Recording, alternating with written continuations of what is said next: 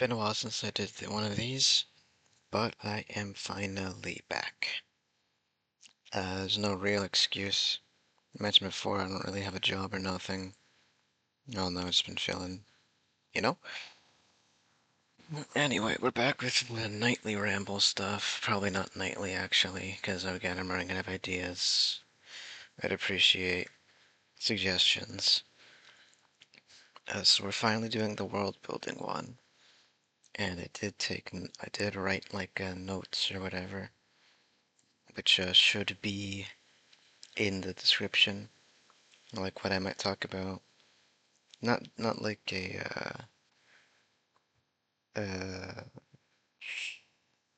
what was I saying? They're not like in order or anything. It's just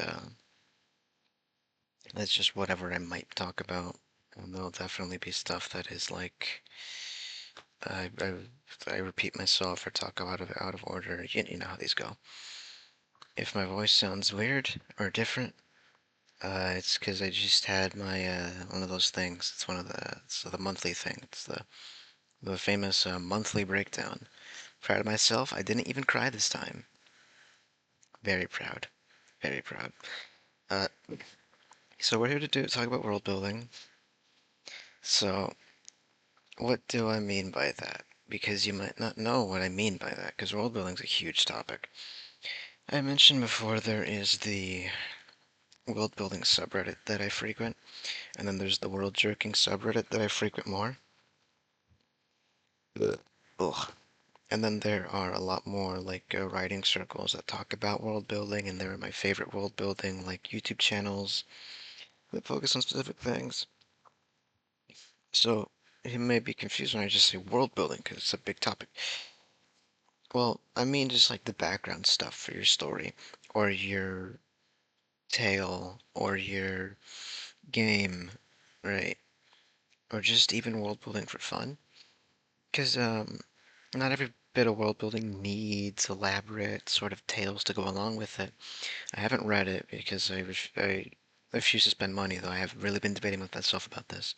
Sawyer Lee's Dragon Slayer Codex. I don't believe there's like an overarching main character who goes through and interacts with all different species of dragons. I think it's just a big block of world building stuff regarding dragons, and I think that's very cool. And you don't need anything that is a main central character moving through a world. Obviously, it's preferable, though if you'd like, you can just set up the world building and then leave it as that. Or, you know, your character can be non-human, have a world of turtles. It's the way it's exploring its world right now is through the lens of a specific turtle, which is very enjoyable. But, like I was trying to say, I got interrupted by a yawn. Like I was trying to say, you don't need your world to be dedicated to specifically, you know, revolving around your main character. Though, of course, if you're writing a story, it should revolve around your main character. Not literally, it's just, you know, it's your main fucking character. When you're doing your world building, it can just be a fun project in your free time. You don't even need to put it up anywhere. You can just do world building for fun. Apparently having a meltdown made me very tired. So I might yawn a lot more on this one. Speaking of, holy fuck.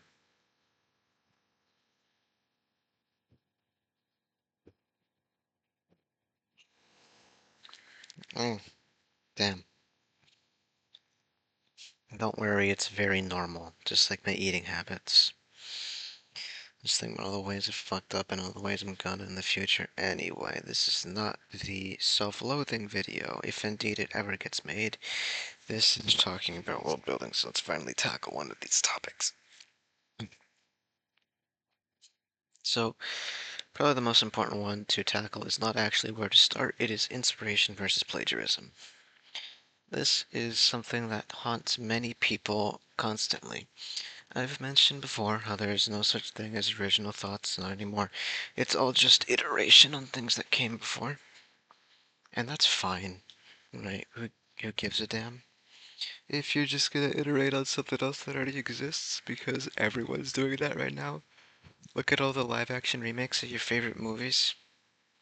Looking at you, How to Train Your Dragon remake, I will not be watching because I don't know how well it's going to translate to live action.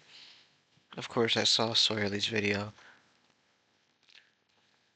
on the designs, and I will be taking his advice to heart. That being, if you don't think you're going to like it, don't interact with it because you'll leave angry. And so I won't. But um, there is, like, all you do is iteration, even if it's not conscious.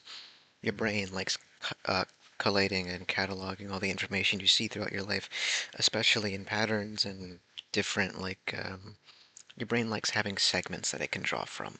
That's why it's hard to think of non-humanoid alien species, because when we love to think of the idea of aliens as being a lot like us, despite that being next to impossible, or rather, definitely improbable.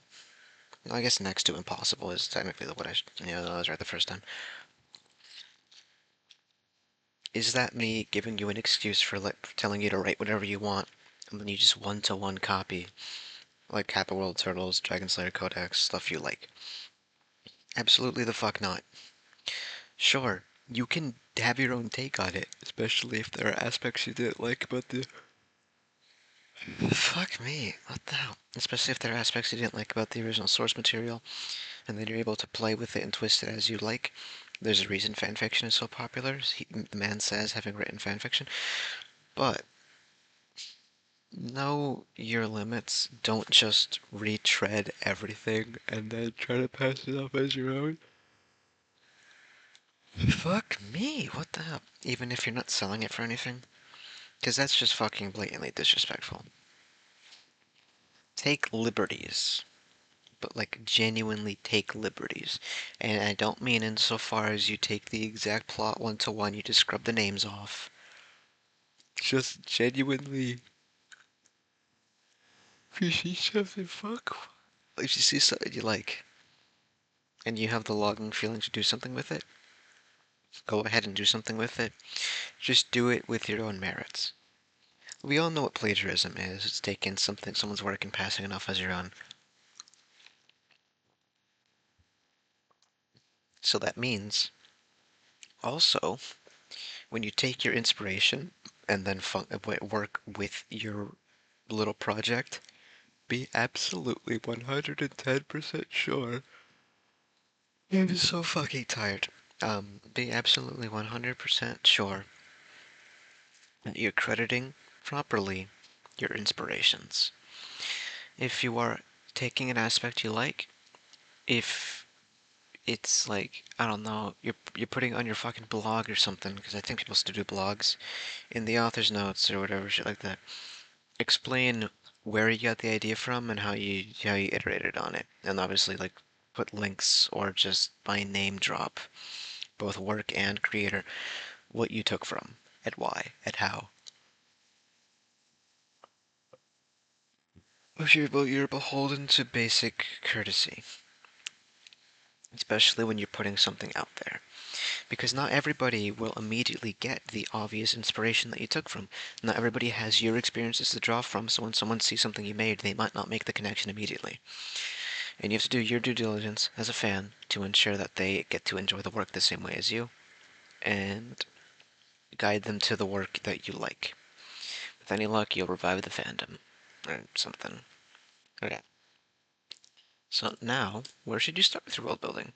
That is a question that plagues people from the dawn of time. Especially if you look at the world building subreddit. People are always asking questions, right? On like aspects of the world, usually whether or not they think it's feasible, as if that should matter to the story. But a thing people do ask is their maps a lot.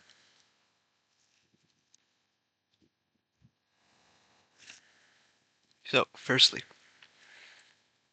I mentioned before, I am not a big fan of the world building subreddit. I think it is quite frankly a cesspit. Uh, Not that I hate the world building subreddit, far from it, really. I do indeed like the world building subreddit. They're wonderfully unique ideas. I have it open on my phone right here. Uh, ooh, an art book. It's so weird. You get like huge disparity in quality, but that's just how you get when you have anything at all. I'm not admonishing anyone, believe me, I'm not. I understand how hard it is to like willingly throw your stuff out there. Every upload I do, I rewatch it twice just to make sure. I'm gonna cringe so hard when I look back on the intro of this, where I just basically vented my frustration with myself tonight. But whatever, too late now. So I have the Worldbuilding subreddit open right now. I see like America in medieval times would have been like really cool. I like that idea a lot. That is an interesting ad. I'm yawning. Wait, this is incredibly well drawn art. This is phenomenally done art as well, with like computer made graphics, not AI. I want to specify that right now. What I looked at was not AI. It's like me, like Photoshop and stuff. Though I'm sure if I delved far enough, I'll find some AI stuff. Shout out to Wizard Posting for fucking ruining itself by letting AI art fester in that sub. Shout out to Night Posting while still having AI art, not as much. Shout out to all the dudes in physical armor recording videos. Like that guy, it's like when the wizard hits you with that weak ass ice level spell and he has like his armor decked out in snow and fucking cracks it off himself. That was sick. Anyway, where do you start? Back to the point I was making.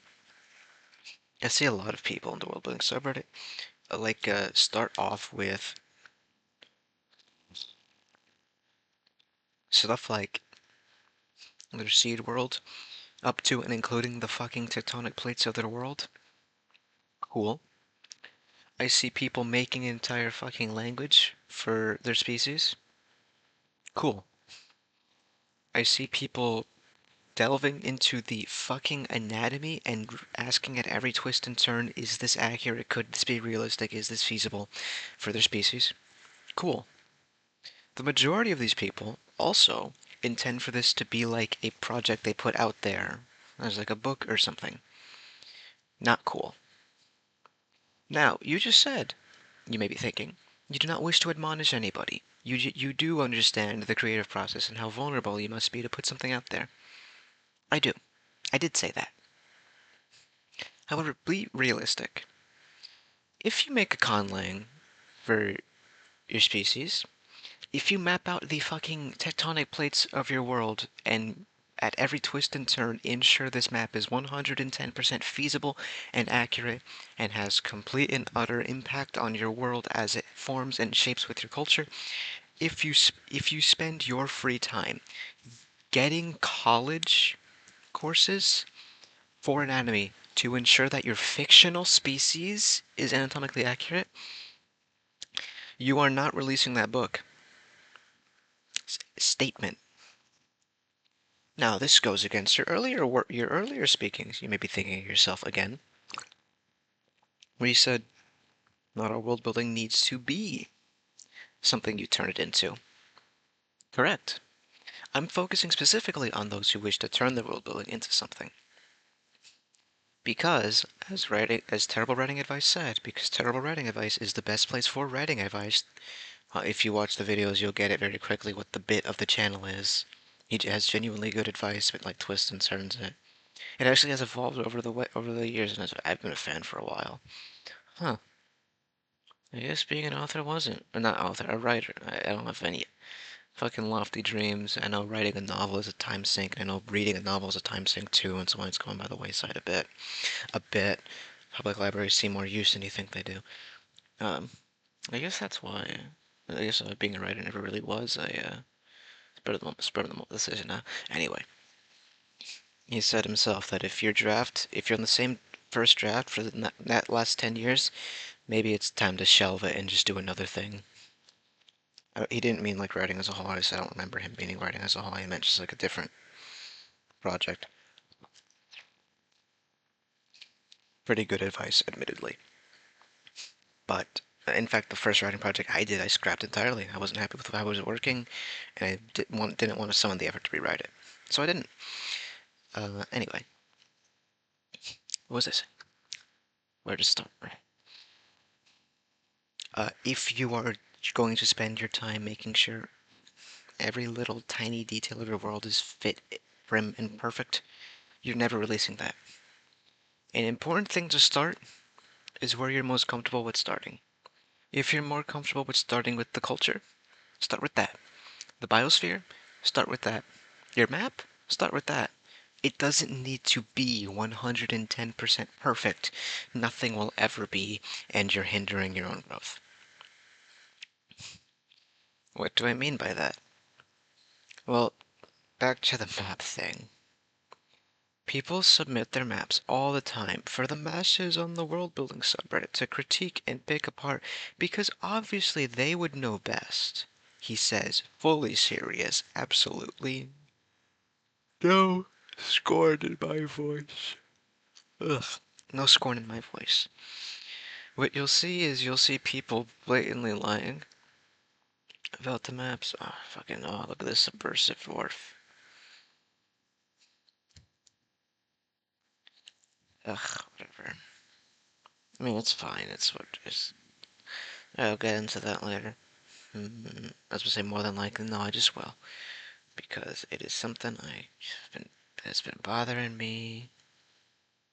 It has been bothering me. But you'll hear more of that later.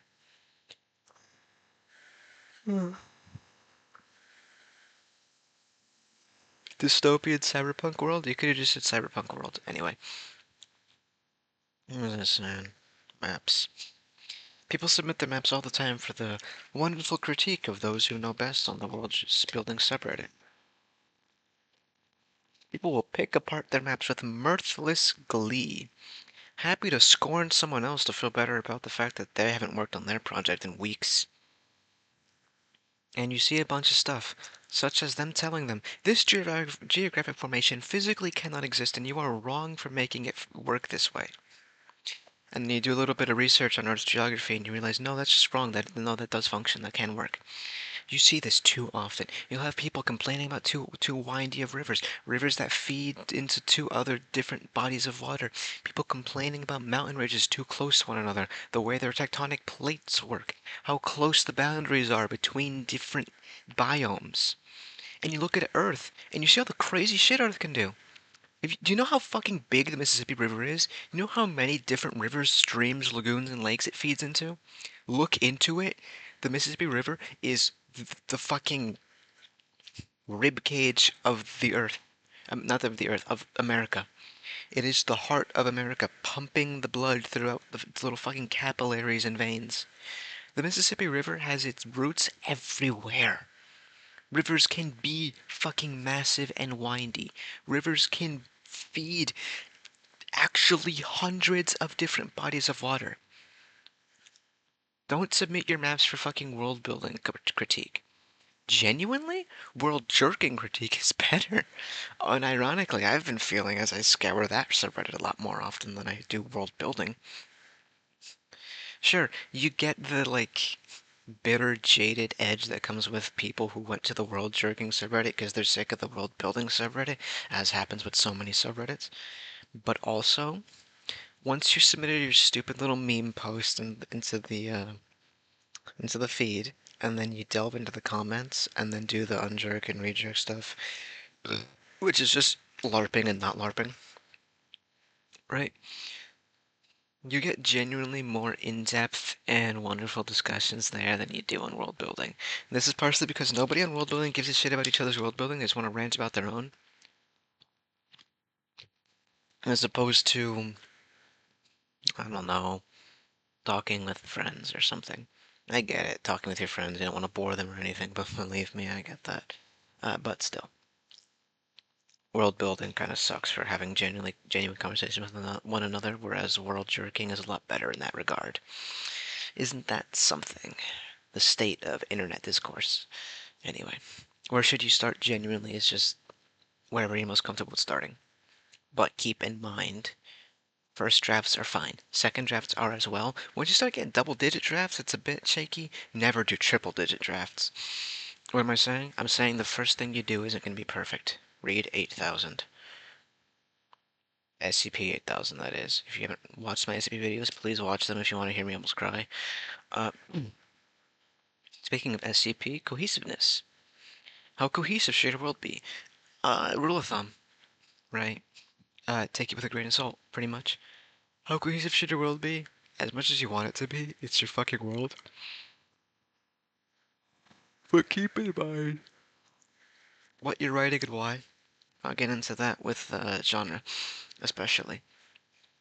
But your world doesn't need to be feasible, it's fiction, right? Because that's how world building goes, it is fiction. But you would probably like it to be, and if you would like it to be, try to be cohesive. Keep in your mind what you're writing and why, and let that shape your creation. Sure, it would make sense for not everything to adhere specifically to like the goal or point or message or moral of your story. But wouldn't your story be a lot better if it is? Have it be cohesive because that's a lot easier for the reader to read and a lot easier for the reader to enjoy. And if not the reader, a lot easier for you to construct and a lot easier for you to enjoy constructing. Cohesiveness is important when you start world building, especially when you get into the less of world building as a whole and more into specific kinds of world building. Your culture should feel cohesive and naturally build upon itself. Same with your ecosystem, though to a lesser extent, because evolution is fucking weird and things like that. Generally, just be a bit critical, though not overly critical. Again, I'll have a bunch of like wishy-washy things here and there, but you get the spirit of what I'm trying to say. Most of what I say is just in line with the spirit of things. Never take anything I say at face value. Again, I got off of an hour-long meltdown where I didn't cry. Very proud of that. Every other time it has been tears. Very proud of that. And it's late at night. I don't know what the fuck is going on. Um, I listened to the same 5 songs on repeat for the past 6 hours. I had a nap from 7 to 8, and I woke up 6 times. Never listen to anything I say. I am a wreck. So, let's move on to you listening to stuff I say with rule of cool. So, first of all, to get into mind what you think of me, or what I think of is cool, bear in mind, I do not like laser weaponry. I do not like mecha, as in Gundam. I'm fine with the place mecha. Still don't research into it. I don't really. I mean, shout out to my uh fuck. How did I forget? Shout out to my Islamic brothers. Roman Catholic. Me and you were kin. Uh, so I don't like laser weaponry. I don't like future settings. I'm writing one, however. I don't like cyberpunk. I don't like lit RPG. I don't like Gundam shit. I don't watch anime, right?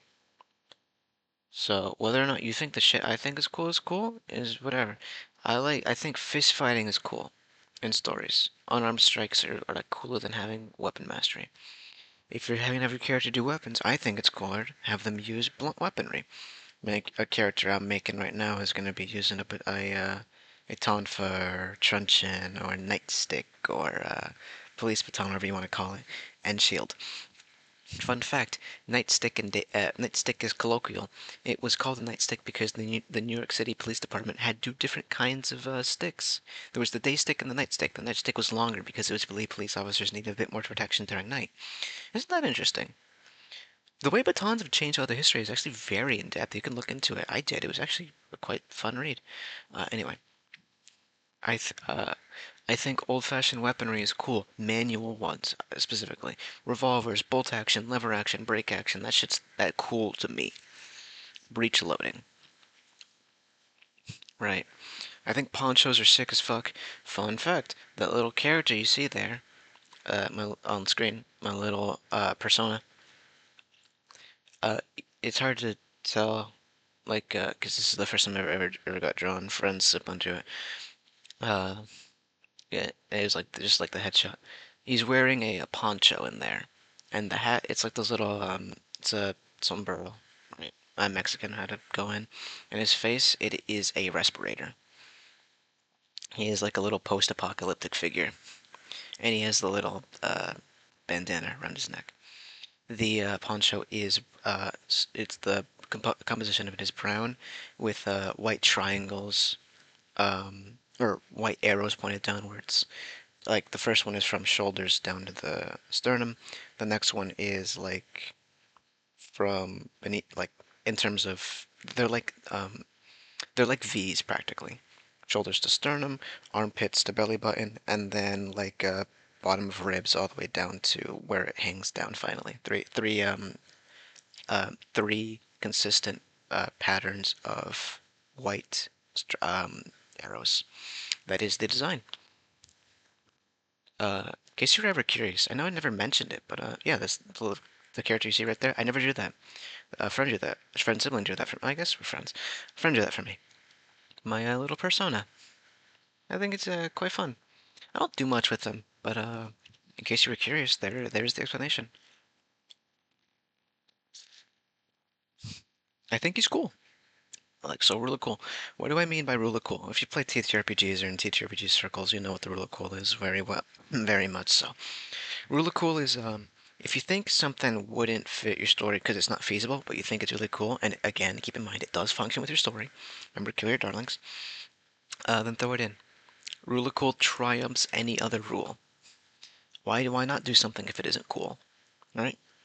Why would your character do parkour in a very open city, right? Well, that doesn't make sense for them to do it. Well, because it's cool to have them do that in a warehouse or something for your scene. Sure, they didn't have much space to practice. Who gives a fuck? Let it just come naturally or something. It's fun. It's a nice scene. Right, parrying bullets. I think it's lame, but if you think that's cool, go ahead and throw it in there. I think mechs are lame, but I won't deny that they have a cool factor to them. Again, the highest I'll go is exosuits. But even I think exosuits are cool if they're like little brawlers. Because I don't get why mechs carry like swords. Surely at that size, it would be impractical to have a sword like that, offsetting its balance oh so often. Surely it would be a lot more feasible and sensible to just beat the fuck out of things with your hands. No bias here. I think Molotovs are cooler than incendiary grenades. Right? I think nail bombs are cooler than frag grenades. I think traps are cooler than ambushes, though I think ambushes are cooler than fights. You see what I'm trying to say here? It's like I think things are cool, so I write those in more often. Do the same with your things. If you don't like reading it, nobody else will. Or rather, if you don't like writing it, nobody will like reading it. Like, your readers are more perceptive than you think they are. They're not children, right? Even if they are children, children are more perceptive than you think they are. They'll know if the author's heart wasn't in it.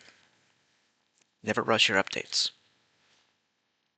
Uh, so now we can get on to a few other stuff. So let's if my fucking keyboard wants to work properly, mark off those two. How much is too much and how much is too little with your world building? So, this does matter. There is a stark difference here. Are you world building for the sake of it, or are you world building for a story? If you're world building for the sake of it, there isn't much you can do that's too much. Of course, there absolutely is, and it is up to you to realize where and when, but you don't have the looming threat of the story to weigh you down. What do I mean by this? Well, if you're doing a story, you can absolutely go overboard with the world building. I'm here to read your story, not your world building. I'm here to read your world building as well, though I would prefer it if it was a separate thing. Example. Say you're writing an original work and you're throwing it up for free online, because if you're writing a book, this would be different. So say you're writing a work and putting it up for free online. Say it's a wholly unique cyberpunk setting with unique factions within it, such as gangs and like a union and the different corpos that fight with each other as much as they do with like handling gang shit. You can have years worth of lore on them, but there wouldn't be a point in putting that in the story if it gets in the way of the plot and the main character's struggles.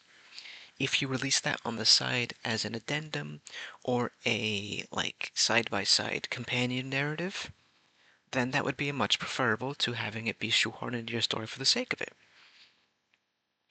Because at that point, the years and years of lore for the different gang factions, for the different corpos, for the Union, it would be too much and get in the way of the story. However, if you have the lore as its side-by-side narrative, like an atlas practically, then that would be a lot better. Because it allows the reader to go through it at its own pace, in the way it deserves, and then use that knowledge to further their understanding of the story. Though if you do not wish to do that, then just take what you need and put it in parts where it's applicable, only as applicable. Because again, you're writing the story, not the world building. If you're doing just the world building, then you have free reign to do them as much as you want to a limit, right? If one biome has all, and I mean all, of the information in your world, and the desert has like 2 paragraphs, and the arboreal areas have like 5, and the tundra has like a sentence, but you really, really, really loved the Bay areas, well, that's too much for the Bay areas. And before you start trimming the fat from the Bay areas, oh no, no, I'm not telling you to do that at all. If you're putting up just the world building, and that is the project, they're there for the world building. What you need to do you need to boost up the tundra alongside with your bay. You need to boost up the desert to have as much as the bay. Or, if you actually don't at all want to do anything with the tundras or the desert or the forests, just have your world be very island-like, or have a lot of bays and capes naturally formed, and instead literally just have your world focus on those specifically. Because if there's too little, well then either make more or cut it out. If there's too much, trim the fat, right? If you're making a story, absolutely hack away at that shit like you're a failed butcher. Or bring things up to its level. You don't like nerfs in games, you wouldn't like your lore being nerfed neither. Yeah? So, kindly keep those in mind when you're doing your little world building excursions. Genre. What do I mean by genre? Now, you're not going to world build an entire genre. Statement. Not an accusation. You're not going to. You can't live long enough for that. What I mean is this. Subversion. Subversion. Uh, Anything else? Fucking deck me on jaw, you didn't see. So, genre. What do I mean by this? Well, subversion. What do I mean by this? Well, remember how I was making the complaints about the... Give me 2 minutes at most. I will pull it up. I have that song stuck in my head. Well, one of them anyway. That meme I saw. POV, you just told me you're elves that are actually short-lived, bad at magic, small in stature, live in the ground, and are bug people. And it's the Wojak with the badge that says Trope Subverter Award, handing you a note that says Certificate of Trope Subversion. It's like that Wojak that's like, he's actually keeping me out too, that one. Now, what is that a complaint of? It's a complaint of, I'm here to read fantasy, why are you making the elves not fantastical, and instead doing something completely different? Now, difference isn't bad. As I said, iteration is the spice of having anything to do anymore. But, keep in mind, you're making fantasy. You're not making steampunk. You're not making cyberpunk. You're not making magitech. You're sadly not making dieselpunk, as cool as that genre is. You're making fantasy. Stop subverting through your world building to turn it into another kind of genre. We're not doing fantasy, but they also have cyberware, right? That's a different genre entirely. If you're doing that, pack up the fantasy shit and pull up your big boy or girl or person pants and do that fucking genre. Don't be an asshole, right? I'm here to, as the reader, and it's a fantasy story, I'm here to read your fantasy story. As a reader, and it's your dieselpunk story, I'm here to read your dieselpunk story. As a viewer of your work, and I'm here to look at your art deco work, I'm here to look at your art deco work. Not to look at your other shit that you put a vignette over it through your world building to justify eyes on it. Don't be the prick that tags your shit wrong for more eyes on yourself. Because the tags are there for a reason. People are here to read what they want. They're here to look at what they want. If you're not delivering, don't act like you aren't.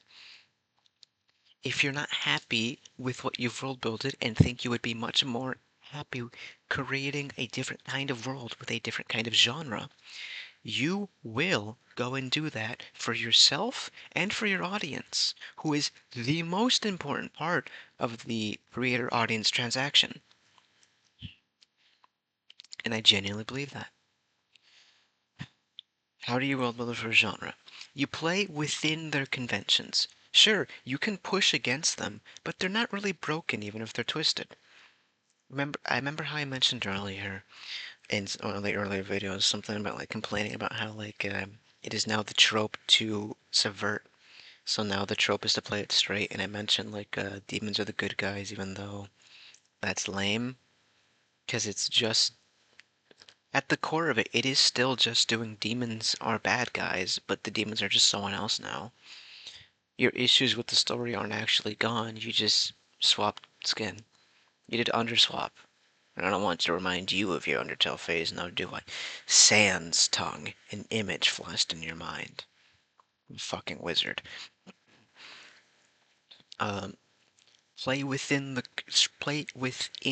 tropes and conventions of your writing. You'll find having something that holds you back makes you more creative.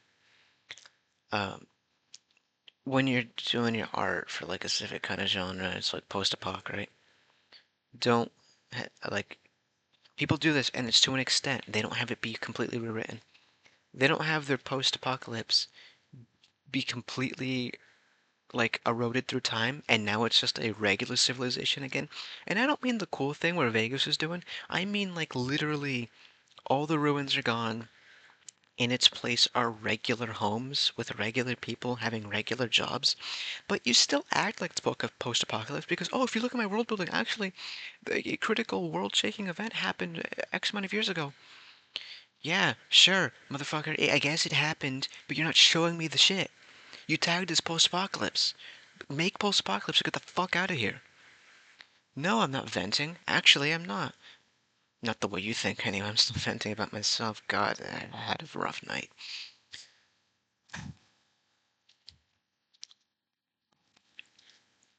Drinking water, anyway. God, could you imagine if I didn't do these sober? This is me sober, by the way. I've never done these drunk.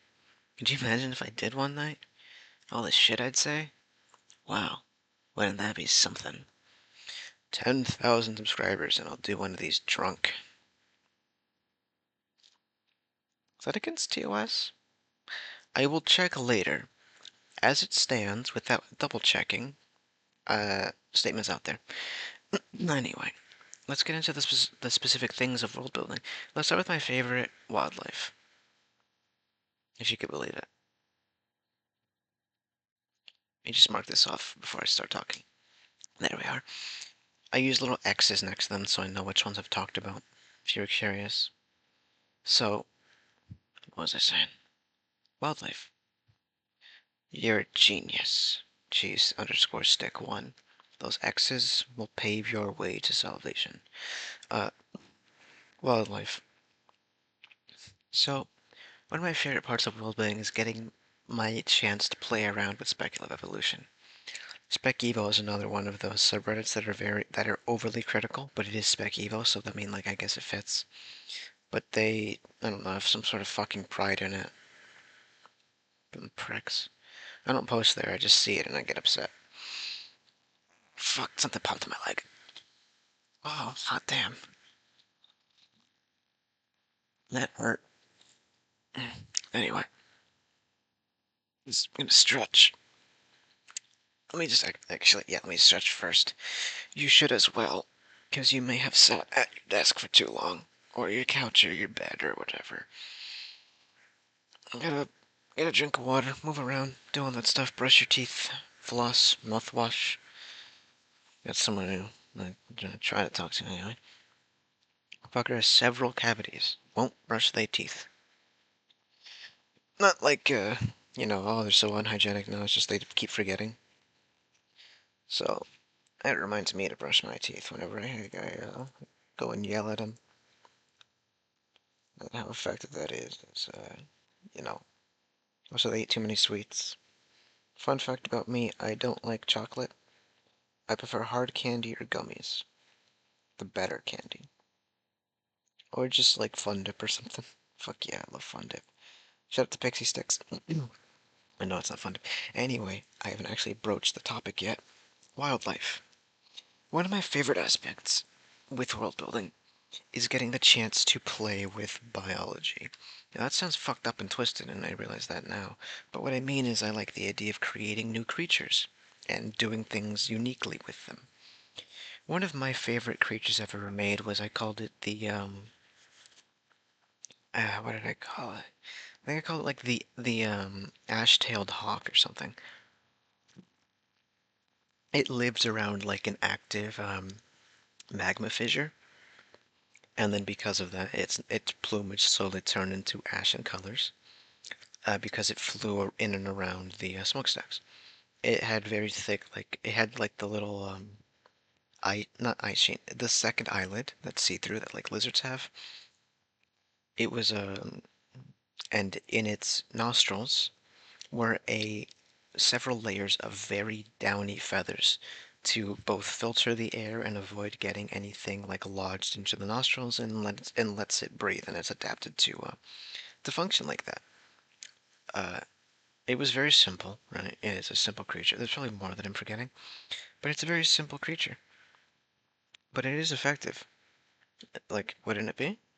And I also did some more creation of the biosphere around it, specifically what lives in and around the magma pools. Vegetation, or I guess in this case it was mycology and other creatures that live in and around the area. But it was just fun. Point I'm trying to make is your creatures don't need to be overly complex. A few simplicities will do. One of my favorites, another one of my favorites, was the climbing leeches. What they are leeches with little, what are they called? Pseudopods. A few pseudopods, each with one large claw, and it would, true to its name, climb up. Hold on. I have the list from a friend.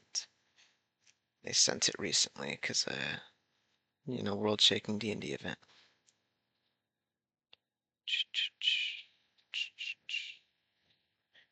Swamp, damn it. Swamp. Yep, there's specifically a swamp area. It wasn't like a full proper swamp. It was just like anyway, world building that you don't care about. So the climbing leech would it lives in swamps and it has the pseudopods with the single claw. What it does is it pulls itself up trees, getting high, and hanging there on the branches and leaves. It lives in groups, or at least it hunts in groups. What it does is it will pull itself up to the high locations, wait for prey to pass down below, and then just fall on them, latch on, and then start feeding. Alongside like having a little bit of anticoagulant and coagulant, anticoagulant venom that leeches have, and coagulant saliva to seal themselves to that fucking wound, and then just chill there, just doing what leeches do. Uh, so again, trying to point out that simplicity really is the best thing you can do for wildlife. Of course, not to discredit the really cool, unique, incredible, crazy creatures, but don't feel like you're being pushed into a corner. You don't need to do that much at all. Especially if you don't have any incredible, unique, crazy ideas. I'm admonishing you in your oh so wonderful ideas, uh, but double check them and think if there's something that you like. You might be surprised, I'll tell you that much. Yeah, I really do suggest it because you're gonna end up looking and be like, this sucks. We all do. It's nothing to be ashamed of. Sometimes you just suck. Grins. It's my water. Okay, it's over there. Uh, anyway. When you're world building your wildlife, also keep in mind the environment they're in. Um, when I said wildlife, actually, I probably just mean like biospheres in general. One of the more things I like doing though than wildlife is the plants, because plant adaptations are vast. The shit they do is crazy. How would an entire environment look if the X thing happened? Or even just Earth, what is it? Earth specifics, qualities, whatever the fuck the word is. Earth-like biosphere. How would it look if it was just a little bit different, right? I'm really distracted tonight. You already know why. Um, Let me just gather my thoughts for a second. I'm gonna not pause. Cause I gotta gather my thoughts.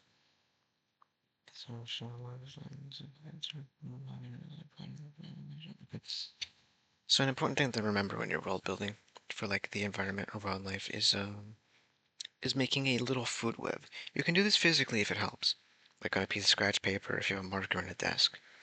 Make sure it's like washable because maybe you don't want that permanently there. Or a post-it note and a pen. Keep in mind predator-prey relationships, producer-feeder relationships, shit like that. It's incredibly important to remember that this is an active wildlife thing.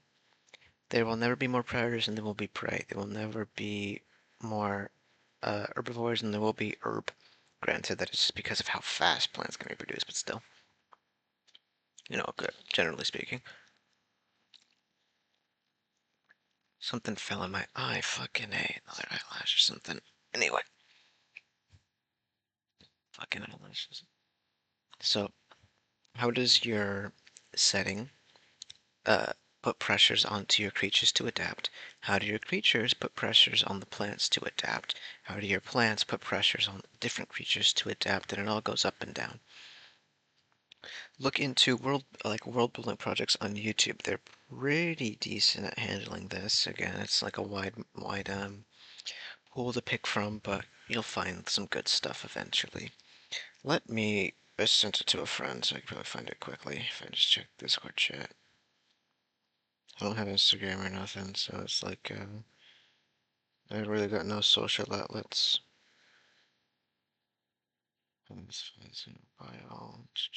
World Beetle Championship, no, that's not it.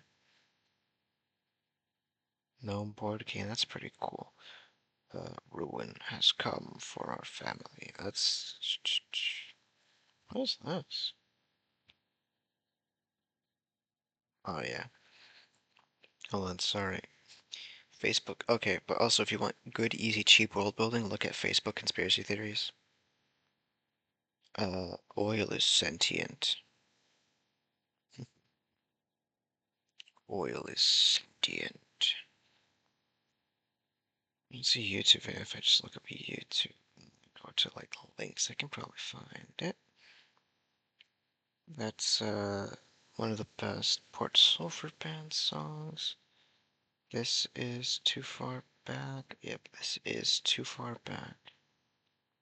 Did I not?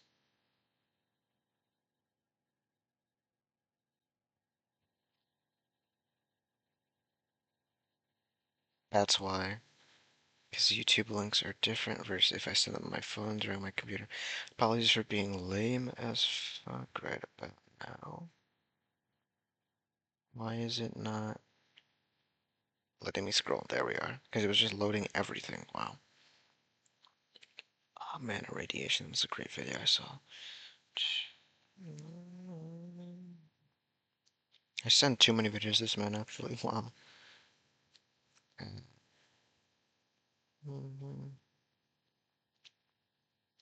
That one. Oh, that is the speculative biology for. Okay, so here's one I thought was fun. It was made by Bean Man the First, called Speculative Biology Inside a McDonald's Cup, documentary-ish. It was like a world-building project based on how, air quotes, life evolving in a McDonald's cup. It was pretty fun. I actually really liked it. He hasn't posted in a while. I guess it figures. This is the one, I believe. This is like the one. The Isla Project. That's even the channel's name. Look it up. Watch those videos. That shit was great. Now, why did I go on this huge tangent, waste your time just to pull up something that I want you to watch instead? Now, that is because the Isla Project made a point that I hadn't considered. Parasites and their important role in ecosystems. They can absolutely explain it better than I can. Again, please watch them. but they are like the go-to source for inspiration or just seeing the shit you can do with an alien biosphere. And I don't mean alien specifically as in, oh, a future setting or like other world distant colonization efforts. No, I mean just like alien in the sense of unknown, different pressures put upon the world, the pressures the world puts upon the environment, etc., all the way down to the fucking parasites, which have incredibly unique functions and very largely, by the way. Also, don't worry, alien parasites won't affect you. They're not designed for you. Alien diseases and verdicts out.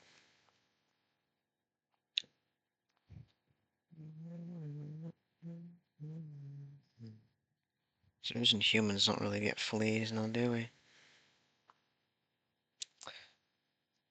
Do we? I never thought about it. Let's move on. Let's do setting, wrap up with cultures, and then end soon, so I can try later or something. See what coming on. I should be fine. If anything, I'll just read 8,000 and blame it on the file. Man, that's a great file. Force down that. Anyway, so setting, mark that off. How do you world build for your setting? It's me talking about maps again, yay. Fun fact, I don't make maps for anything. How do you world build for your setting? Well, this is more for story-oriented things. What do you want to make for your story? What's the plot you're going with? What is the general rundown of what you're going to do? And then kind of bend shit to fit that. By kinda, I mean bend shit to fit that. No, it's not like you're hurting anybody by doing this. It's whatever, you know? I mean that genuinely. Like, don't feel bad thinking like, oh, it's not real world building if I had to bend things to make it work. No, because guess what? Your world, your story, if it's fun, it's fun. Now, to actually get into what I'm saying, say you're doing a story about a main character who is leading a workers' revolt, right? Or finds themselves interacting a lot more with, like, forming a union and lobbying for rights. And it's a whole thing of, like, the political move for better rights for a previously admonished class or overlooked class or whatever. Have your world, your setting, have corporations that are in power that don't much want this for easy, good conflict. Whatever idea you have for your story, use the world building to shape the problem for the idea to spawn into, or whatever I'm trying to say here. My words fail me. God damn it. Anyway, uh, keep in mind what you want to write, and then use the world building to speed up or assist the writing process of that. It's important to do this. Otherwise, you're left with a boring story that you don't want to write and a boring story no one wants to read. Or a boring graphic novel or a fucking, like, art project or whatever. Uh, but I see people, how do I like say? I see people doing stuff like, hold on, let me actually drink water. You should drink water too.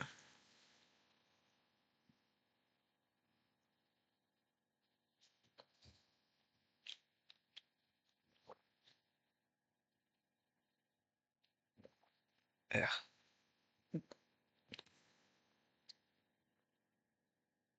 Anyway,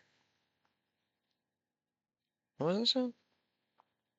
Also, put more Dead Man's Hand in your story. Dead Man's Hand is really fun. If you don't know what the Dead Man's Hand, look it up. It's like a wild, western, like, what is the word? It's like, not a folklore, not a cryptid. It's like, rumor. Or like, no, I guess rumor is the best word because I can't think of the other word. Curse. Right, stuff like that. I see this in, again, like world building, circle, subreddit, stuff like that. Someone's saying like, "How do I make this problem happen in my world? I want to write a story like this, but I don't know how to make this problem come up naturally in the world." Well, here's the fun part. You can just make it fucking happen now, can't you? You can make your world a bad place. In fact, you should to give yourself a plot.